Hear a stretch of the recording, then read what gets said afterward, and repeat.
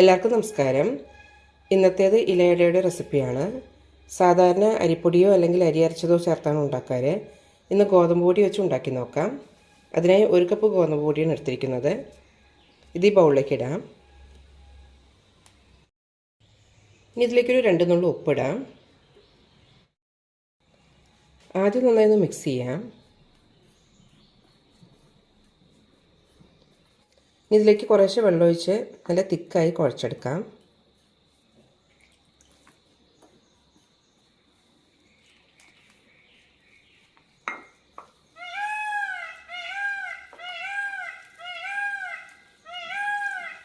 ഞാനിപ്പോൾ 3/4 കപ്പ് വെള്ളമാണ് എടുത്തിരിക്കുന്നത്.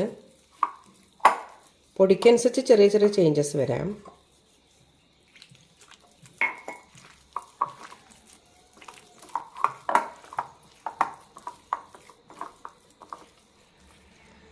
ഈ ഒരു കൺസിസ്റ്റൻസി പോരാ, കുറച്ചുകൂടി വെള്ളം ഒഴിക്കാം.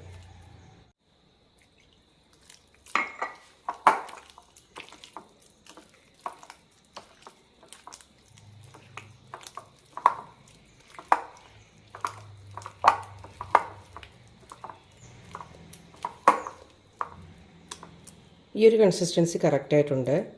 മാവ് ഒഴുകിപ്പോകാത്ത വിധമായിരിക്കണം. ഒരു 10 മിനിറ്റ് റെസ്റ്റിനായി വയ്ക്കാം.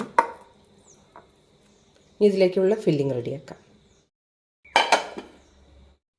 കടായിലേക്ക് 1/2 കപ്പ് ശർക്കരപ്പൊടി ഇടാം.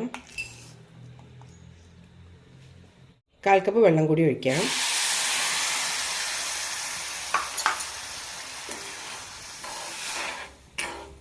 പൊടിക്ക് പകരം ശർക്കര അച്ചു കൊടുക്കാം. 2 അച്ചെടുത്താൽ മതിയാകും. അലിഞ്ഞ ശേഷം തേങ്ങയും ചേർക്കാം.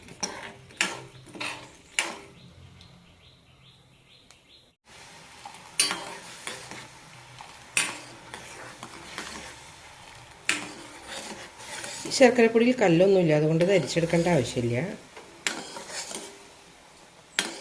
ഇനി ഇതിലേക്ക് 3/4 കപ്പോളം തേങ്ങ ഇടാം.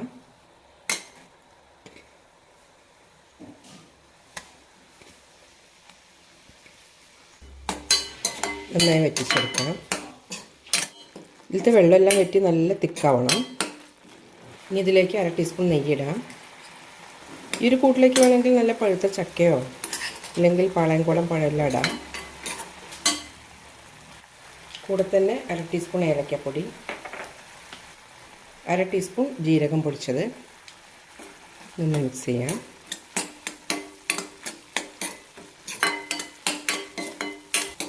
ഇതുപോലെ ആകുമ്പോൾ ഫ്ലെയിം ഓഫ് ചെയ്യാം. തണുക്കുമ്പോൾ ഒന്നും കൂടി കട്ടിയാകും. മാവ് നല്ല കട്ടിയായിട്ടുണ്ട്. 1 ടേബിൾ സ്പൂൺ വെള്ളം ഒഴിക്കാം.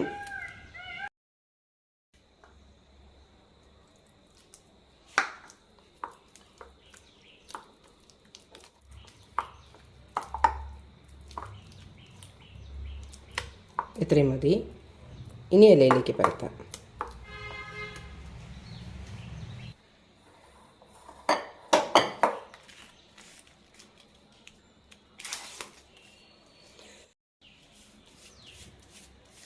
ഇല വാട്ടിയെടുത്ത ശേഷം ഇതേപോലെ എണ്ണ തേക്കാം. എണ്ണയ്ക്ക് പകരം നെയ്യും അപ്ലൈ ചെയ്യാം.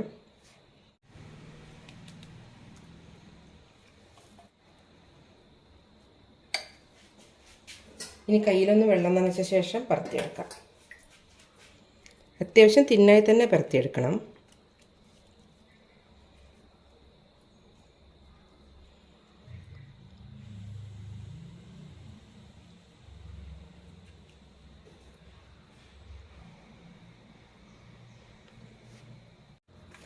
ഒരു സൈഡിലേക്ക് ഫില്ലിംഗ് ഇട്ട് കൊടുക്കാം.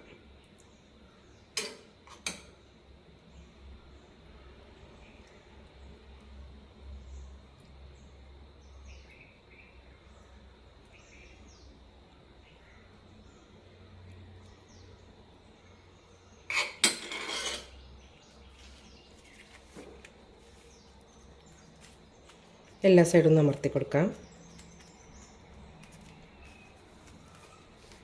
ഇതേപോലെ എല്ലാം ചെയ്തെടുക്കാം.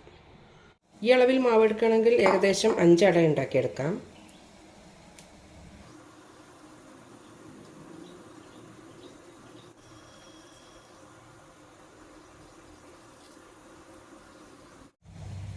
ഫില്ലിങ്ങിൻ്റെ അളവും കറക്റ്റായിട്ടുണ്ടാകും.